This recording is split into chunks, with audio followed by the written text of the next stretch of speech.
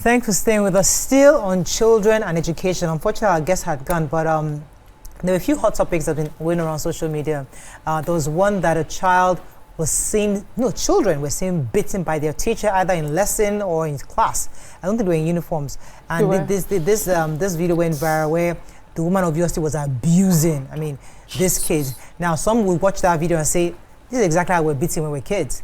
Others will say, it's never happened to them. But the issue of bullying a child, especially as an adult, because I think we asked the question to our guest earlier, how when teachers bully students. In the video, which I'm not sure if our producer will be able to play it for you, where we saw a teacher using the whip, using the cane to beat the child repeatedly on their head because maybe they're not getting their classwork done. And then she added slaps to it. And then she added slap to it. Hey. Now, how far is too far for a teacher? Remembering that we've also passed through something similar growing up, and people say, is that not how you were trained? Why are you making a fuss over it? What are your thoughts? Where we pass through and we change. Where we passed through it, we did not get better. I don't know maths because of the way it was taught. Same here. Same here. It's not that I'm taking my kids' maths. I see how simple it was. I was like, actually, you don't even know this is something simple. Because I'm looking at the examples again, wondering, why did the teacher not show me? Once you tell a teacher, wow. And I don't understand. You never get to understand whatever it is you were taught. And all of us had our learning difficulties. All of us. Even my elder sister, who I always admire for her excellent A's from when we were babies to her university distinction, I knew she had a difficulty in some form. She was not an open social person. So for when she needs to talk, I have to be called. But she had to talk for her. Wow. But she was a bookworm. My father was always proud of her books. But she had something she was deficient in. Nobody was born perfect. So you see a child, you're teaching the child is not understanding the thing, and you started slapping the child. I was privileged to teach a boy. The boy today, excellent businessman. He went into carpentry. Excellent, because I see his funds. He's also keeping his money in my custody. So I see how much he is earning business-wise. But this boy, the parents couldn't have detected that he was dyslexic. Dyslexia. We play video, and he would not still understand. I bought Queen Premier to teach him to read, because at the time I took him on, he was 14 turning 15. He was in primary 2. He was living with both parents. And all the teachers did was condemn this boy. So by the time I got married and I went out of my job after I had my child, I just was at home, and the mom was just talking about it to me. I was like, wait till the teacher come, the teacher, and let him be coming. So every evening, this boy will come to me, and I'll be teaching him. I noticed that when we're talking, he's smart enough, but when I insist on the books, he sweats. The fear. He sweats. Trauma. And so when I insisted on him finishing school, thinking there would be a way out. So we were able to do, his just one admission for him. I had to go and work it for the family. But when he got into school, he came to the family and said, at this age where he is, sitting with those in class, he just wants to go and learn a trade. And he learnt that trade. He's doing so well at that trade. He's earning so well. I'm so proud of him. I've not even sat to talk to him about it, because he's still shy. Whenever he sees me, when I say, you didn't finish school, I'm not happy with you, he will look down. He's still shy around me. But this boy is excellent. And that deficiency, people killed it. I know now when he's earning, he can find a better way of learning, and he will do better. But imagine that I joined the world to be knocking his head. Him.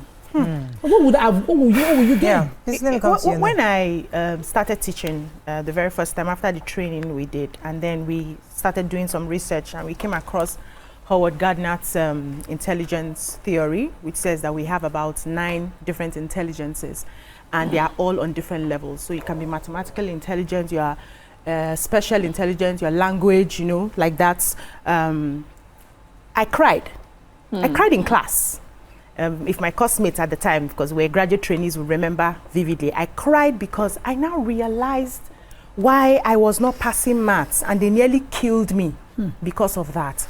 And it was so painful that I am supposed to be mathematical intelligence, because mathematics and music go together. I know music has a lot of calculations, beats and rhythm and all of that. So I was looking for why was I not mathematically smart at this level? It was just the way the teaching was done. They could not, that was when we started understanding that some children are visual, others are auditory, others are kinesthetic. I happen to fall into the kinesthetic group. auditory and kinesthetic. So for me to be able to learn fast, you have to do it with me. I'm a doer. We have to do it together, not just stand in front of the board and teach me. And unfortunately, many teachers do not have these skills. They do not understand, especially those that are low-income schools, where we're just trying to survive, just push them. There's one nursery school teacher that will just flog them and teach them. They don't have all of this knowledge. And so you call a child Olodo just because the child is not understanding at the pace that you are teaching. And you only know one way to teach. You don't even know, because I remember in the classrooms then, for you to do a lesson plan, you have to cover all the ways of teaching. Auditory is inside, kinesthetic inside, so that every child is attended to in one lesson. It was a lot of work, but we had to learn the right way. And so this deficiency we are calling this particular person is not a deficiency. His intelligence is just more tilted to one corner, which could have been boosted for him, and then the other ones he'll find a way to just help him. It doesn't stop. I'm glad he's successful, because you can now see that it doesn't stop his success. He's still an intelligent person, but his intelligence is different. It's so unfortunate that we don't know these things. And then we carry our frustration as teachers, and then we start beating these children. The kind of knock I've collected in this my life. This normal that I'm normal, not very normal if you look at me very well. I still believe that I wouldn't have been this way if I wasn't giving those sort of beating. You know, the kind of beating that you feel like you should die. Sometimes I was beaten to a point in school that I fell sick for 2 weeks. Wow. Yes, and it was an English teacher, Mrs. Oyibo. I will always remember her. I can never forget. Mrs. Oyibo squeezed my stomach, use long pancere, those heavy ones, to flog me. I fell sick. Where is she? I don't know where she is. I don't care where she is. Mrs. Oyibo, English teacher, AGGS. I can never forget. And she was known as a notorious person. It's wickedness. If you cannot regulate your temper, you shouldn't be a teacher. Because children will test. Our own children test us now. Of course. Children will test you. As they are growing, it even gets worse. I will stand with my son and we are having arguments. He's giving me his point. I'm giving him my point. He's giving me his point. At some point, I'm like, Kabdele, so I don't get triggered. Enter your room. We'll have this conversation later. Because now I understood. I dared not have such conversations with my father growing up. I would have collected 7 slaps at the same time. So we need to do better. I don't know how we can regulate these people who don't have, they too in their mind feel that they are helping society. The parents that are sending those children to those people also feel that this is all we can afford. That's the best we can do. And then the mentality of the typical African that if they don't flog you, you don't have sense is also there. I mean, I know of a parent. Okay, go ahead, Mary. Let me let you jump in. Okay. So, you know, many times when we talk about this abusive nature of teaching our children, we tend to push it to that's how we are as Africans. But my son in their school next term they're studying Things Fall Apart by Chinua Achebe. So we're reading it again, and it's just so eye-opening because the story is based on pre-colonial times, and they were talking about how Okonkwo was with his children, and in the book it shows that he was overly strict. It was too, like, he had too much. He acted in a way that was just too aggressive with his children, with his family, or whoever, you know. And that means it showed to me that even then we knew what abuse was. Even then it was not acceptable. So why did we make it like this is an African thing? It's who we are. We beat. We don't beat. People that beat are just people who have issues. Because Okonkwo definitely had his issues. So for me now, that has really changed my thinking that this is, now that I understand that this is not just innately us, it's just that there are some people who have been allowed to do this for so long that we have not accepted this as our person and our culture. So now we have to insist on human beings. If you're going to be a teacher and you're a human being, behave like a human being, behave with kindness, behave, and if you know you cannot, if you know you are going to get so frustrated and so overwhelmed that you're about to kill somebody's child, please leave. It is not our nature, it is not in the black man's blood to be aggressive and to be wicked to children. It's not. It's a problem, and that's what we need to deal with. You know, I know of a family that this was a major issue, where the father wanted the child to go to a lesson where they beat, right? And the mother insisted, you cannot. He caused a serious fight, because in his own thinking, beating was a way of discipline. And that discipline such that the child must know that as an adult we have a right over you? Because how do you subject a child to full discipline without beating? That was the person's understanding. But the woman, you know how women are going to all these courses and they're learning all these things and they're saying there are better ways of raising children. So the question is, how do we strike that balance? Because I mean, that was what the question asked our guest. From parent, mother, father, have two different ways of thinking, but how do we find it? Because some will say, I spank, but not too much. I talk, but I also need to spank. So how do we mix it such that it's not so much? Yeah, so the question is, what does discipline mean to you? What is the end goal of the discipline? Is it for correction? Is it supposed to be corrective or punitive? If your goal for discipline is correction, we want our children to behave better. Are there other ways you can get them to behave better? I don't beat I beat them when they were small, especially the boy, because he will break almost everything in the house, right? So I needed to give him some smacking. But I now realize that that's not what I need for him. But I can have a conversation with him. And one of the ways I punish him is to take out the things that he loves. So he loves to play his games, he loves to do sport and all of that. Once I say, you are taking this out, he comports himself. The end goal is that I want him to comport himself. I want him to be respectful to everybody he sees. I want him to behave better. I want him to do well in school, respect his teachers, respect his peers. I don't want them using foul language. You know, those are some of the things that I want. And how am I able to achieve it without beating him? By having a conversation, by giving him set rules. These are the rules. No, hold on. No, listen now. No, you need to find out what works for the child. Like I said initially, I said I used to beat him. Did I not say that? When he was a lot younger, when he would not even hear what I'm saying most of the time, I did some smacking, but I did not beat him to death. I did not beat him the one that will knock his head. I gave birth to him. If I knock his head and I injure him, I'll be the one to take him to the hospital. The problem is that the teachers beat a child that they did not birth. So they don't know where the pain point is. But you see,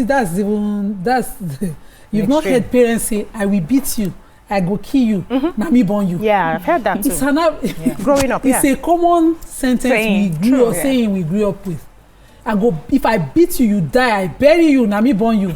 I heard it too many times growing up. The only person I never heard it from was my dad. You see, my mom, if I finish, this pikin cannot kill me. If I kill you, I go bury you. It was supposedly allowed, even though she would not. But parents did it. Some parents, to prove to society that you're a good parent, that is it. You go and bring you catch them. It's not enough. You now bring cutlass. Use the back of cutlass, beat your child because people want to watch you.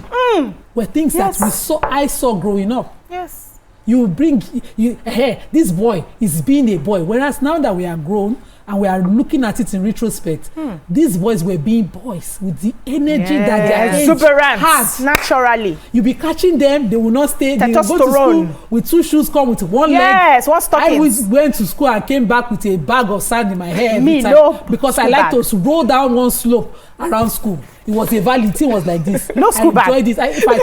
Thinking about it now, it's giving me some excitement. Kind of excitement. Just coming back from school, just see that slope and go there and just slide. And they carry we sand. don't have toys now.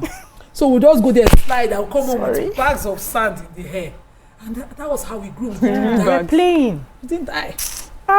We need to understand though that children need to be children. We are always in a hurry to make them adults before their time. Because, you know that thing. Yeah, go ahead. What you just said, I've seen that as well. They said naturally human beings at different stages of our development, we're meant to be running around and moving about. But we have a modern society where we keep children cooped up in a room for hours on end. It's not natural for that human body to be kept in there. And instead of us to create our education around our natural disposition and development, we are doing it against it. And so we have issues like that where some people are able to conform. For many other kids, they haven't been able to conform, and then we call them all sorts of names. ADHD, I think is what it was. A lot of people were misdiagnosed with that ADHD. They were given medicines to help them calm down anxiety and things like that. And usually when I've heard stories when the children are taken out of those enclosed environments and let loose, they thrive. They do well because they're allowed to play, they're allowed to do other things, and then go back and sit down and have a conversation. Still talking about children, I thought I had a call, but I lost that call. Still talking about children, because I'd like also to link this to another story that went viral where a child was was helping her mother early in the morning to sweep, and that went viral because people would call that also child abuse. So one thing to slap and beat up a child. It's another thing to make a child follow you to work early in the morning to do your own work and possibly maybe go to school later. And I think it was Tokwe that mentioned it a few days ago when we touched on it, that many people, even Nima has, who said, I worked with my mother because it was what we had to do. Yeah. So why was that seen as child abuse? Who see him as child abuse? Who is the person that saw it? So we went viral because the video went viral where the editor had posted the video where she was recording the woman and the child sleeping, and she was accusing her. Why would you let this child go? Why was she recording the woman, knowing the circumstances that we all are in Nigeria? That's one. The woman may not have had, if she had asked the question, why is she here? Why is she not in school? What's happening? She may have understood. The woman may not have had a place to leave the child. She leave the place, child for predators to go and rape before she gets back home. Answer. The woman said she's on holiday. One. That's why she brought her. So if she's in school, she does not come with her. Thank you. So if you had asked those questions, you will know exactly. And she was we have always in her video. She didn't allow the woman put in the word. Imagine. So we have always talked about the fact that our children need to understand where we work. They need to know the sort of work we do. We have a lot of adults who do not value the dignity of work anymore because nobody took them to where their parents. You see a yakara, the woman has been frying akara, sent you to school from the akara. You come back and you are shy. You cannot even sit in the store. You cannot. But it's the akara that trained you in the university. Hey. So she has been sweeping. That sweeping has been what has been taking care of you. So you should know where she works. Yeah. You should understand that my mother is hardworking. This is the level where she is right now. This is what I can do to assist. I'm on holiday for crying out loud. That say that child labor is there's nothing like child labor. Not this table. Not be here. It's an Oyibo thing. Yes. No, not this table. This table from Oyibo they say because we grew up. My parents. I used to hear my mom and her friends say, "God no go let me born pikin when no go pity me." The meaning is that when you're your lowest, you're struggling, your kids, when they see you, they show some form of concern. I had to let go of a girl.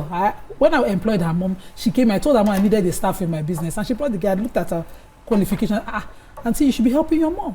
The day she came in, her mom was cleaning my house, and she walked past her mom as if she didn't know her, right before me.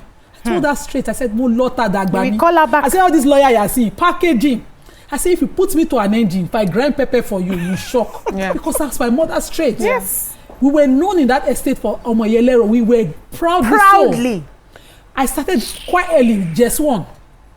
Once my mother is not there, I will make money. We're grinding at 1 naira 30 kobo those days. Huge money. Every night she gives me 1 naira 30 kobo after my as commission. I was already making money. And that's how we grew. If you check in our own African stories, you hear that the goldsmith's son will be assisting. The farmer's son will assist them. So when we started to define child labor by Oyibo standards, we started to demonize the ways and practices that kept us survive. You were right before your parents and under their custody. Salisu, thanks for calling from Jos. You're live. Go ahead, please. Hello. Good morning, madam. Good morning, sir. Good morning, sir. I always appreciate your line of discussion, so keep it up. Please, you guys kindly help me out. Hello, kindly help me out. It's what? Yeah. We can hear you. You're listening to the TV. We can hear you. Go ahead. Hello, my 18-year-old has built a brick wall between him and myself. This is an adolescent issue. What is the way out?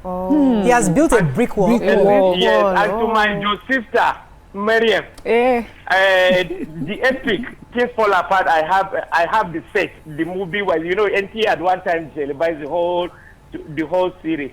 Okay. Okonko in his life was ruled by fear. Yes. That was regarded as a weakling. So as such, all throughout, what Okonko was doing was trying to differentiate himself from his father, who was a weakling, and who at the time died from an abominable disease and was thrown in the evil forest. Yes, he's a reader. Yes. But Okonko in the series also had quality time for his children. I remember in one of the places in the book, one of the daughters was give us the things he was even advising that he said to her, sit like a woman. I remember Thank you, Salisu. Thank you, Salisu. So let me come to you, Madam Coach. Away. And then teacher. Away. And I'll come to Mariam after. This when a teenager, an 18-year-old, built a brick wall. Don't near adult too. It remains just 2 years. No, this 18 years. I know. You don't need adults already now. 19, 20. Yes, he's already thinking like an adult. It's something I would have to have a one-on-one conversation, so I can ask questions. How did it get to that point? When did you notice the brick wall? Were you always present? Did you lay some of the ground foundations to have conversations, to open up? Because sometimes when a child finally breaks that wall, something must have gone wrong. It's not what I can discover here, but what I can advise is call the child and have a conversation with open-mindedness. Ask the question, where have I gone wrong? And keep quiet, let the child speak. You know, Africans, we don't like to hear from our children. We feel like, what do you know, you're a child and all of them. Allow the child bear his mind if he's ready.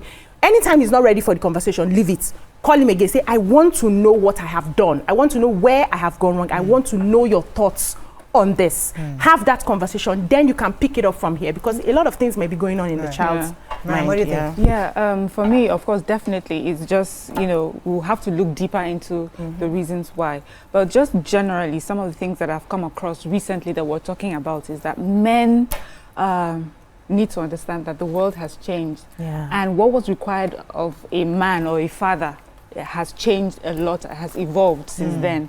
Many of our Nigerian fathers still hold on to the way their fathers raised them. You're hardly ever in communication with your children. As long as you provide, the mothers are there to help raise the child, and your children defer to you. They don't really have a relationship with you. And now we have men who have raised their children that way, but want the proceeds of modern relationship with their children. Do you understand? So they are now seeing those who have done that work, and their children are conversing, and they are wondering why you are not having that relationship. But the style that you started with was not, did not allow for that. So you have to be deliberate about forming a relationship with your child. And I know sometimes we may say he's the child now, he should do that. But no, in this place, you have to be the bigger person and start a relationship. And it's not just between fathers and children, even among siblings. I was just thinking yesterday that with my younger brother, he's my brother. I love him. But we have worked on a relationship where he's now my paddy. We've taken, I took time. He and I had a conversation. We now took the time to work on our friendship. And now, beyond being my brother, he's also my friend. I mean, especially since that there's such a huge age gap between us. So, fathers, I would advise him, call your son somewhere, have a conversation with him, tell him how you feel about this brick wall and what can I do, that, can help break this down. And I feel that he will get some. Let me take Tunde from Magodo. Thanks for calling. You're live. Hello, good morning. Good morning, sir. Good morning. Hello, good morning, Murayo. You're live. Go ahead, please. Yeah, thank you. I'm one of your fans of your program. Okay. But I just want to add to the program. Yes. I have 2 daughters, and they school in US. So the last one, about 3 or 5 years ago, she was 17 then. So she came back home. She told me that she wanted to go for a party at Lekki. And they not knowing that her mom knows the lady's mother. So then I told her, you are 17. When I was like you, I said, what kind of a party? Is it overnight? I said, you are going for a party overnight at 17. When I was like you, I dare not tell my parents that I'm going for a party at night. I said, no. He said, Daddy, don't you know I'm mature? I said, you are still under 17. You are not in US. You are in Nigeria. You don't know what's going on in Nigeria. They can get you drunk and rape you. They can be harmed or anyhow. If you started crying, soon now, you soon leave your house. When I get married, I said, till then, when you get married, you leave my house. Then you are mature then. No, that's it. I stand on my feet. And my mom was saying that she should go. I said, no. You are not going Mr. Tunde, she lives abroad. There's a possibility that she goes out. She's been doing it. She's going out anyway at 17, overnight with her friends. Yeah, so what's the question? My point is that there's a possibility she's already doing it in the US. So what's the difference between her doing it there and here? I can't hear you. I said, because she lived abroad. She lives abroad. What's the difference with her doing it there and here in Nigeria? Because she probably goes out to party abroad also. Abroad is safety. There's security everywhere there.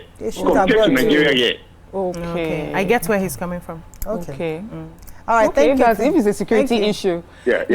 Yeah. If it's a security issue, well, then I guess maybe he's sure of that. But there's something, a panel that I listened to. I'd gone for a children's conversation, and one of the parents was talking about how he takes his child to concerts and sits in his car and waits for her to come out early in the morning. She enters the car, he drives her back home.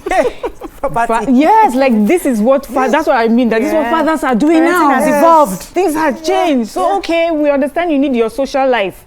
Okay, how do I do it so that you are protected here? So in Nigeria, where the protection is not there, I will provide that protection. But also, of course, definitely, if a parent feels that if you're going to a place that is not safe for you, then by all means, stand your ground. Yeah, it's also good. Then also, we need to be very careful so that we don't have children who have split personalities. I like the question you asked. What if she's already doing the same thing abroad? Because many of us had to grow up splitting our personalities. So when we come home, we give you the good child that you know, that you want us to be, right? Then when we go to school, we do our own thing, right?